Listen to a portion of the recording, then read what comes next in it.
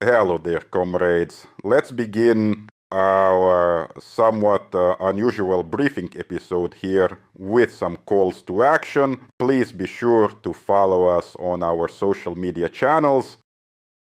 You can subscribe to Reddit, Facebook, X, or Discord, as I will soon be sharing very important news that I recommend everyone follow through our social media networks. And our episode today is somewhat unusual because we have two related fields, both called animation. All right, so today we have two guests. The first is Roman Kovalenko, our lead engineer.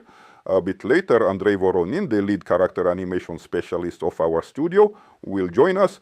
And well, let's start with your part, which concerns so-called solid-state animation. Yes, that's what it's called in the gaming industry in general. In our case, it concerns the airplane. Well, we'll talk a little more about the effects, but Of course. well, very briefly to make it clear what we're talking about, what animation is from an engineer's perspective in a project. Our airplane is a mathematical object. Accordingly, the program works with mathematics. It knows the coordinates of the airplane, its position in space, and the condition, for example, of the mechanisms, such as whether they are retracted or deployed. And the player, which is logical, sees a model on the screen.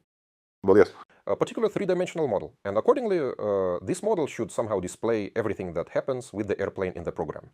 Accordingly, everything that can happen with the airplane, including the position of the mechanisms, damage, and structural deformation, is pre-drawn in the model, divided into separate events. And these are precisely the animations that are pre-prepared in the model. And the engineer's task is to explain it to the game and link what is done in code, what is calculated in physics and mathematics, with what is already pre-made in the model. Right, to make such a connection. A simple and obvious example is, for instance, the position of the landing gear or flaps. They can be retracted or deployed, and they occupy all intermediate positions. In the code, there is a variable, let's say, left strut position, where 0 is retracted, 1 is deployed, and this 0 and 1 in the code turns into 0% or 100% of the retraction deployment animation.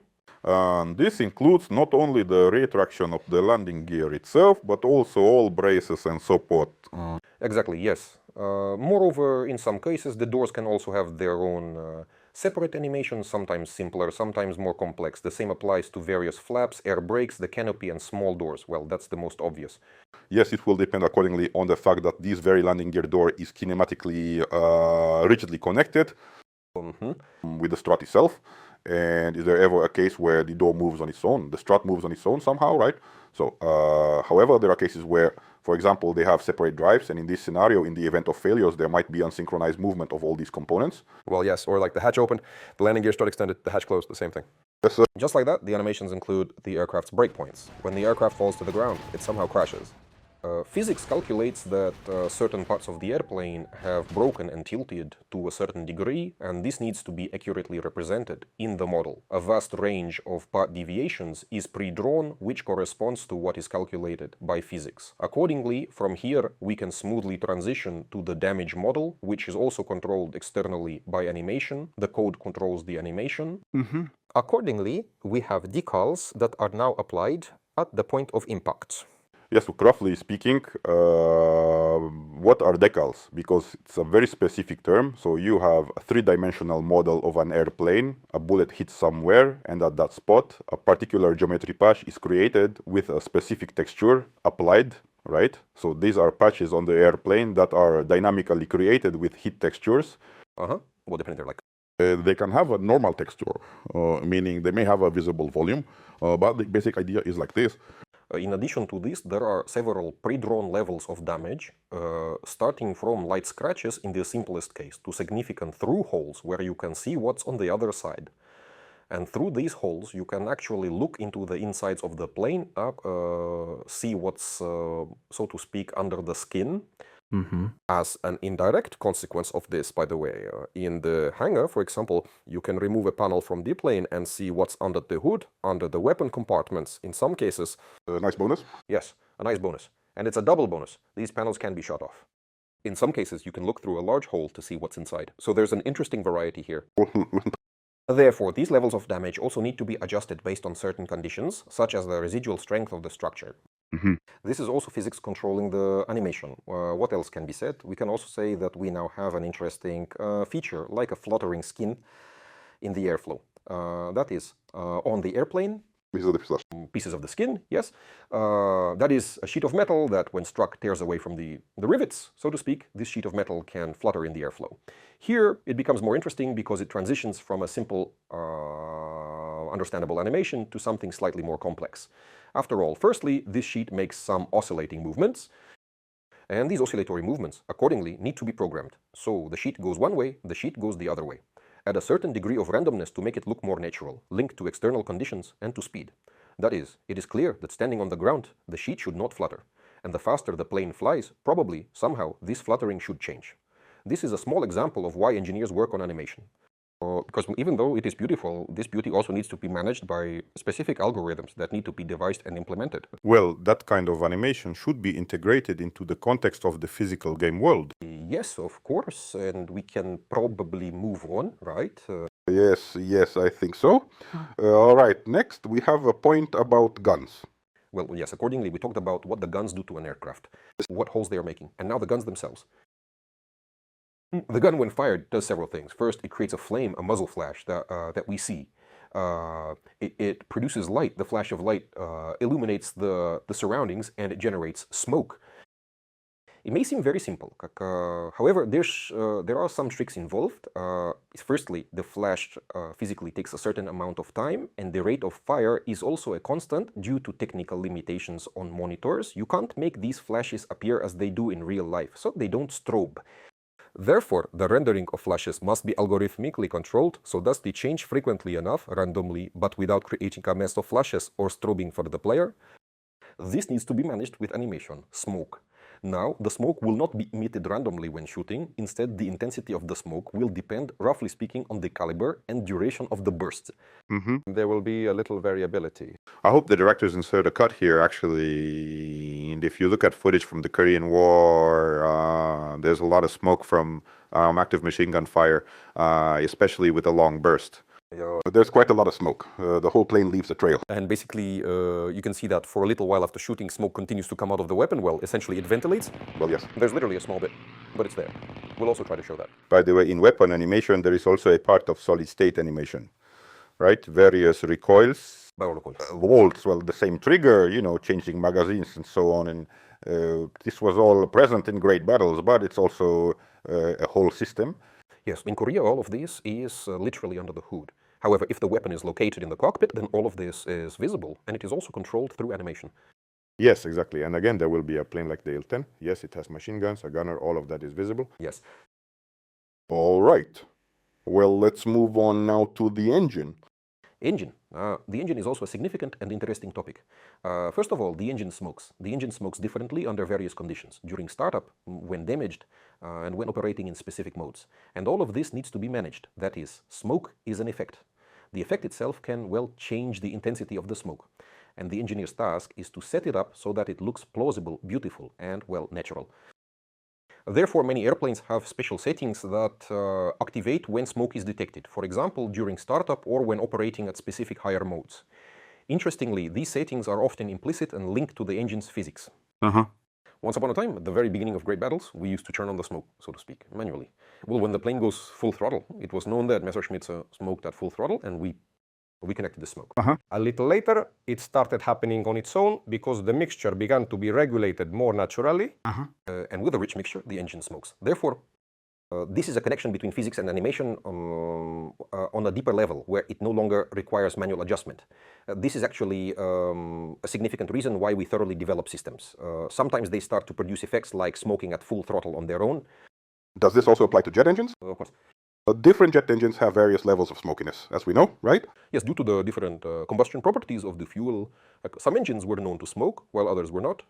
It's the same here. It's an engineering task to set it up correctly so that it looks beautiful and believable. Additionally, the engines start in a very interesting way. More than that. More than that. I don't remember. Have we already shown the startup of a jet engine? Yes, and the startup of the jet, and the start of a piston engine. We also have an excellent YouTube short on the topic. Right.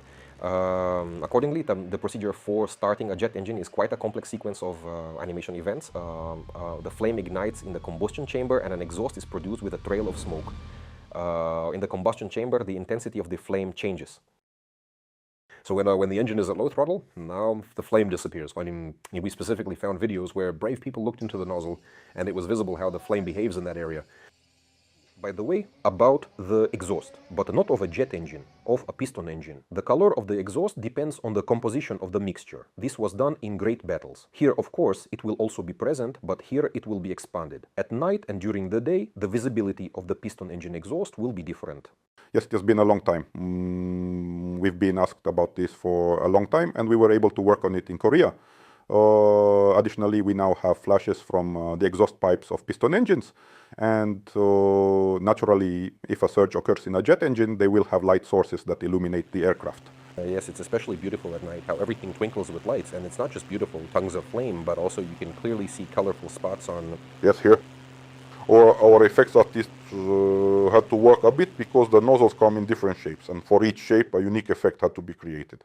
Additionally, the implementation of visualizing these flashes has undergone a complete change. Previously it was quite simplified and they were integrated directly into the model. Additionally, and in some ways, this process simplified the lives of the effects artists because they essentially didn't have to deal with it. However, it reduced the visual quality. Now, however, it is specifically a graphical effect that is attached to the aircraft through a special hook system. This has significantly improved its appearance. From an engineering standpoint, this added a headache because now we have to... Sorry, Roman. Now you have to trigger some... It seems simple, just a plane flying with flames bursting from its exhausts. However, you must set the correct sequence for these flames. You need to consider that the higher the revolutions, the faster these lights should move. Again, you have to consider monitor limitations. It shouldn't all blend into a mess and it shouldn't all burn simultaneously. Therefore, it's a pretty complex system with timers, cutoffs, and pre-programmed intensities to make it look both beautiful and believable. Yes, we fired a few shots and revved the engine. Let's move on to the cockpit. In the cockpit, we will have a lot of interesting things. Actually, it's a small dream of mine that has come true, something I've been trying to contribute to for a long time. Finally, Korea has given the opportunity. We will experience live shaking in the cockpit, shaking of the instrument panel, and movement of the needles on the instruments. What's the matter? But not only that. Different parts shake too. Not only. What's the matter? The fact is, the instrument panel is not rigidly fixed. It is mounted on shock absorbers, typically 4 at the corners of the instrument panel. Therefore, it has some degrees of freedom in these shock absorbers, along with the instruments naturally installed in the panel, allowing it to sway in roll, so to speak, up, down, left, and right as it moves. Now our airplane will be aware of the sources of shaking. These are entirely different events. It's the engine running at low revolutions, it's aerodynamic shaking, it's shooting, its movement on the ground, and the wheels rolling on the ground. Well, there are a few more sources, they will all be processed. The shaking from them will be summed up and transmitted to the instrument panel, as mentioned, and to various units in the cockpit. There are various loose fittings, including valves, wires, and loops. Moreover, in each cockpit, these are naturally different objects, and they do not all shake simultaneously, but, let's say, differently. From strong shaking, everything can shake at once. From light shaking, only some parts can shake. Well, of course, in any case, the degree of shaking of each object depends on its individual characteristics, stiffness and mass at the very least, right? That is, it's all the same, as if it's not all turned on and off simultaneously. Therefore, the cockpit will become much more lively. Well, let's discuss the final point, the animations of the airplane when it contacts the ground, so to speak. As I mentioned, contact with the ground is also a source of shaking. Not only that, it is also a source of effects, because if an airplane crashes into the ground, it should leave a trail behind. But this was already in great battles, and it's familiar there. Additionally, sparks, dirt, and smoke can be generated behind the airplane. This will now be drawn at the point of contact between the airplane and the surface. That is, where it touched, that's where some trail will emanate from. This significantly enlivens the picture. Well, first off, in great battles, there was really no trace of sparks when the plane came into contact with concrete. Yes, well, this is important. Then we didn't render a trace when contacting the water. Just splashes remained on the surface of the water. There were splashes, and now there will be not only a trail from the airplane, but also a trail, for example, from the wingtip. You can clip the wingtip and even a broken wing. Traces will appear on the water. Yes, and again, the weather. That is, if we land in heavy rain at the airfield, there should be completely different effects. Yes. Additionally, a wheel with the brake engaged will leave tracks and produce smoke. Yes, and if the tire explodes for any reason? Flight sparks. Yes, for example, if it skidded too much or was punctured, sparks would be produced from the contact with the metal.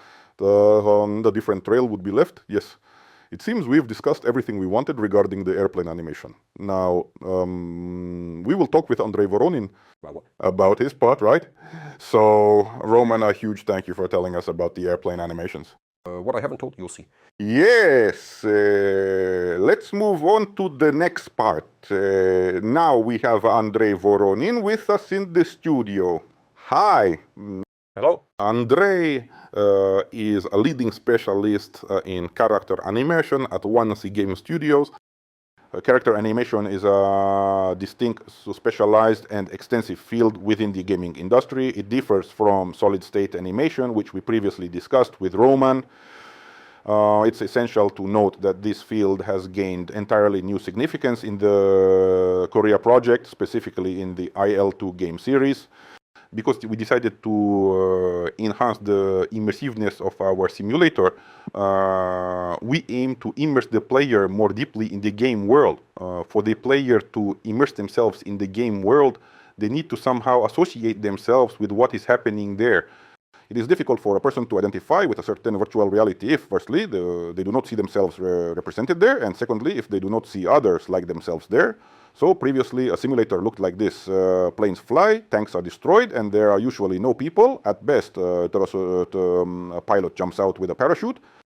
Here we decided to take this to a whole new level. Our pilot can exit the plane, walk around it, and in the future he will get into a jeep. Using this jeep, he will drive to a tent and then to the plane. And on the guns, on the ground, animated crews appear, and much, much more. This should create an entirely new level of immersion for the player, making them feel like they are part of this game world. Let's start with the first question. The simulator genre is specific, so what are the main challenges in working with character animation in simulators compared to other genres?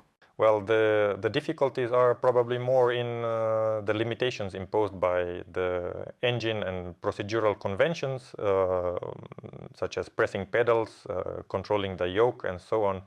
When we are there, we cannot bring anything as artists. We are simply marking the extreme positions that are already being generated by the program code, so to speak. The difficulty lies in avoiding confusion and preparing everything correctly, submitting it without errors. Accordingly, we can bring to life, for example, if our character is already sitting in the cockpit, we can only bring them to life with the head, because we can't move the body, because the hands are on the controls.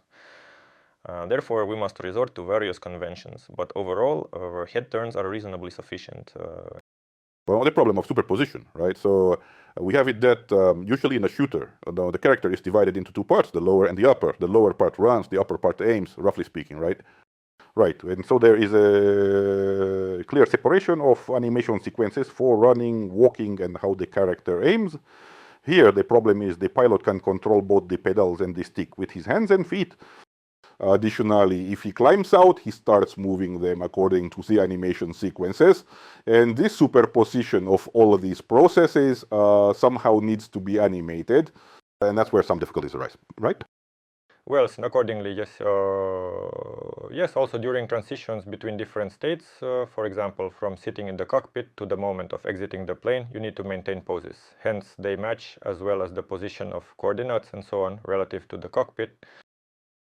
Accordingly, well, the animation itself, for example, of boarding and deboarding generally has no difficulties, except probably for recording the motion captures. Well, this is precisely the leading innovation in the production process, or as is fashionably called, the pipeline. There are actually not correct words for it, not the production process, no? But no one uses them. So let's bring some clarity, okay? What is the difference between so-called manual animation, where all parts of the skeleton, the character's bones, are manually repositioned according to animation keys and animation on motion capture? In manual animation, the animator does everything themselves, relying on their creative vision and taste. Well, it all depends, of course,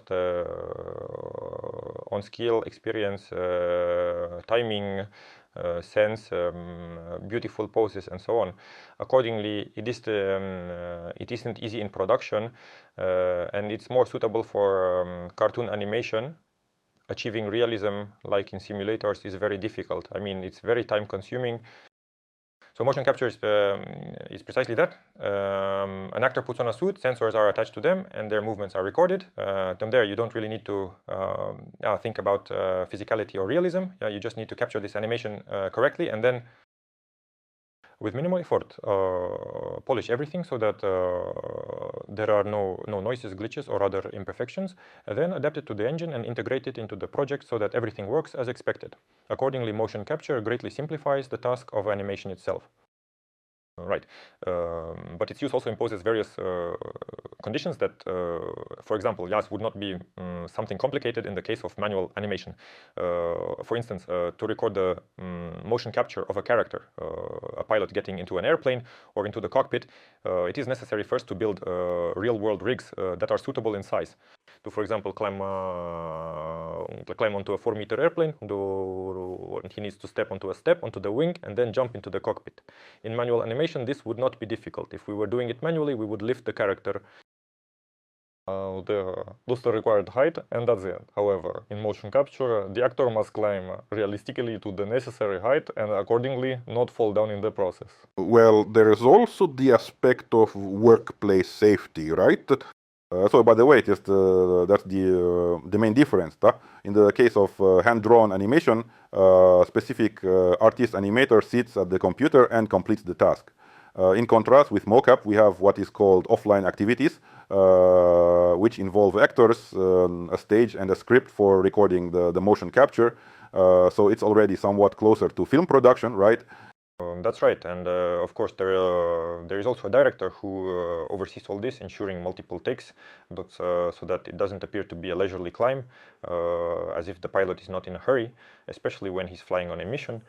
Accordingly, several takes are done, and then a good one is chosen. And overall, the quality of each take is also taken into consideration. For example, the actor sometimes had to climb as needed in terms of speed, but then his knee would break, a sensor would overheat, or the set would collapse, and his knee in the animation would fall off. Fixing all of this in an animation takes a lot of time. Thus, we record another control take, where all will definitely be good from all sides. By the way, in a question off to the side, not according to the script, what have you heard about the use of neural networks in character animation? So in theory, judging by how neural networks are developing in image and video pictures, yes, there is some probability that neural network algorithms will appear that will, in fact, represent the character's body bones in the necessary way between keyframes. Are there no such trends? There are trends. Some attempts are raw, some are more refined when the team focuses specifically on this part of the work. But overall, there are even directions in which the video moves a character. You upload a video with some dances and it moves your character. Right. So that it resembles, for example, what is happening in the video. However, it looks too rough right now, so we can't use it here yet. But overall, I think everything is moving in that direction. And of course, we can't wait for when we have less work. So when it turns out that unlike image and video generation, this is still in its infancy in the field of animation, right? Yes, to somehow speed this up, the team itself needs to handle it. Because if something is available, say, out of the box or somewhere on the internet, it will be abstract, it will be tailored for everything at once, and accordingly, for a specific task, the quality might not be right. Mm-hmm. However, the neural networks can be used quite specifically for technical automation, for example. Which we will talk about further, right? The question is, everyone thinks that motion capture is something where you set up the scene, the actors do their job, and that's it. After that, nothing needs to be done. You upload it, and it works. But in reality, it's not like that. Yes, because an actor is an animator, and then he goes on to this animation. Yes, what manual work awaits us after this? Well, the very first thing is the transfer, that is the so-called retargeting of animation, when the animation is transferred from the actor's skeleton, which is built by markers, to the transfer of the game skeleton. And then, in general, the main thing is that the pilot's starting position is adjusted, for example, from which pose they start. The animation is adjusted to fit the dimensions of the airplane, for example, so that it steps exactly on the steps where needed on the wing. It grabs the side of the airplane to avoid hitting the canopy and other obstacles, ensuring nothing penetrates. Then it sits in a specifically prepared pose in the cockpit. Accordingly, this is one of the key challenges we have when animating the character to fit into the game and its associated mechanics. Do you often perform motion capture cleaning? Cleaning up motion capture is probably a key thing, but it also largely depends on the quality of the recorded material. In principle, our studio records quite well, and as such, unlike before, for example, when characters' legs would shake on the ground and hands would tremble and so on. Now that's much less, and our focus shifts entirely to adjustments for poses and so on. The more advanced the equipment, the fewer problems with cleaning up artifacts in motion capture recordings, right? It seems so. And well, we've all seen how motion capture recording happens, including a video that was recently posted, how motion capture is recorded for the Korea project. And the entire structure, well, it only slightly resembles a cockpit from the outside. It's a kind of scaffold, you see, where there are no solid walls. Why is that? Because the motion capture technology is optical, this means that cameras read the sensors on the actor's suit. Accordingly, if the cameras do not see these sensors, they will not construct the character's movement and the motion capture will not be recorded. Therefore, any rigs used should be as similar as possible to something like scaffolding, hollow structures. If there are frames, not solid boxes, and then frames through which the actor can be seen. That's the key. If not for this, rigs could be made without any sort of limitations. Well, based on all your explanations on how the scene is set up for motion capture recording, it becomes clear why essentially a real airplane isn't used for this activity. Because, well, in a real airplane, it has a cockpit, there are walls, right? And they would actually interfere with the camera for recording motion capture animations. And even though it would probably be easier for the actor to interact with a real airplane, the equipment wouldn't be able to interact with the actor, at least while he's inside. So let's move on to the next point. That is, tell us about how the process of recording motion capture animation is organized, right? I mean, there is some production pipeline. How do we prepare for this? How do we get ready for it? What does a shooting day look like? Maybe some post-production? I'm not sure. Well, it all starts with forming the order. What animations need to be recorded for a specific aircraft pilot? Accordingly, an order is formed, specifying the list of animations needed, and accordingly, references are prepared for those animations that we will need to record later, so that we don't invent them ourselves. Because, of course, we can come up with interesting ways to get in and out of the plane, but that wouldn't be historical.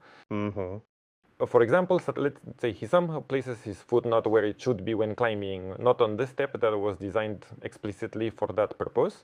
Or on some fragile antenna fairing. Or onto the wing where you can't put your foot. Where there is a thin paneling. For instance, this is why there are many places with markings that state no step. For the animators in that sense. Accordingly, there are special handles provided in the airplane, for example, that need to be pulled out, and they are precisely for the pilot to climb in. This is especially relevant for airplanes that are up to 4 meters high. And there, of course, without a ladder, if it's not provided, you can climb up. Therefore, such technical design solutions are provided. Accordingly, all of this is shown in these references. That is how pilots write in historical video recordings, climb in and out, and what they hold on to. That's it. We examine all this carefully and attempt to recreate it as accurately as possible. Accordingly, we proceed in this manner.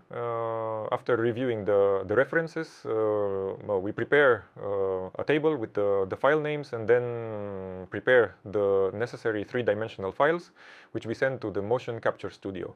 The motion capture operators verify that everything is present and accurately listed in the table, what names correspond to which files, and is there a description for each. This is very important as during the actual shoot there's no time for searching for references, no time to search for where everything is. Everything should be ready because it just takes up time. So everyone knew everything and off we go, as they say, right? Yes, everyone knows everything and is just ready to go. It's in the morning, we arrive, change clothes, and begin recording. Therefore, we construct the set as accurately as possible, ensuring it matches the required dimensions of the airplane. We record, watch, and do several takes, choosing the most suitable universal one so that the pilot, the actor, doesn't move sluggishly or anything, ensuring all movements are clean so that markers on the actors do not overlap. Otherwise, if the decorations overlap them, then the signal will disappear and the capture will not be recorded. Knees, elbows, and so on will disappear. And it will be very difficult to fix later during animation cleanup. So when this happens, we do a new take, a repeat, to ensure it fits both artistically and technically. This way, because it is done in the right character artistically and technically, it is as suitable as possible for the next production stage. So it doesn't require long adjustments later. Right. As a result, it turns out it's better to spend, say, 5 minutes to do another take than to spend 2 days fixing errors manually in the animation. Sometimes it is even better to spend an extra hour because depending on what can be adjusted in an hour, such as setting up the layout or placing a box for the actor to grab, rather than having to measure your adjustments and animation cleanup in days. Because now, for example, everything can be recorded in a couple of hours. Creating the animation will then take accordingly from 1 to 2 weeks. And accordingly, in 1 week, if, for example, everything was recorded perfectly, and 2, if everything was recorded, but the dimensions didn't quite match. A significant amount of time is spent refining the animation itself. So it turns out that sometimes, right during the takes, yes, it becomes clear that the set needs to be refined, right? Well, right. Somehow modify it, maybe put another stand or set up another box that the actor could grab onto and so on, that sort of thing. Such a silly question to end with. There are various game genres, but can you, for example, take Rome, Total War, and shoot a scene where a whole crowd of these warriors runs, fights, and somehow engages in combat? I mean, are there any limitations on this? The limitations will probably only be those of the engine itself. How many characters can it handle? No, I mean the motion capture recording. The recording of motion capture, our program technology, which we use, involves 3 people or 3 actors, accordingly. What if there are more of them? If there are more, we record them in parts. Let's say we record several different groups of 3 actors, but some run one way, others another, and then we mix them, clone them, and so on. For example, if we recall the cannon, the long tom, for which we recorded the motion capture, there were a lot of people there, about 12 in total. 4 people alone carry the shell. Someone loads it, someone aims, and so on. Well, it's really just a matter of distributing roles. If you look, you can see that the loaders are only here. They don't intersect with others, for example. They start here and move straight, loading. Someone who is the aimer stands in their place and we record them separately. Here, accordingly, and various reactions to the shot, so we just, for each group of the crew. For each group of people, we say, here is the reaction to the shot, the response to the officer's command, and so on. Therefore, all of this is gathered. The most important thing is to ensure that they do not overlap or intersect in any way. But again, this is all zoned. On the site, you can mark your positions with tape, indicating where you stand, where you should not proceed, and where you should remain. And when, for example, a part of the crew is recorded here and another group is recorded, we know that you reach this point and do not go further because they're already Well, yes. Another part of the crew is located. So overall, this is how it happens. Well, I can only say that the result of all this is an absolute innovation for the flight simulator genre. Here we are even pioneers, I believe. and it all looks really cool. So, Andrei, thank you very much for coming by and telling us all about it. And then subscribe to our channels. As I mentioned earlier, stay tuned for our upcoming news. Something important is coming in the future. So Discord, Reddit, X, Facebook, and YouTube. Be sure to subscribe. If you like this video, please give it a like and stay in touch.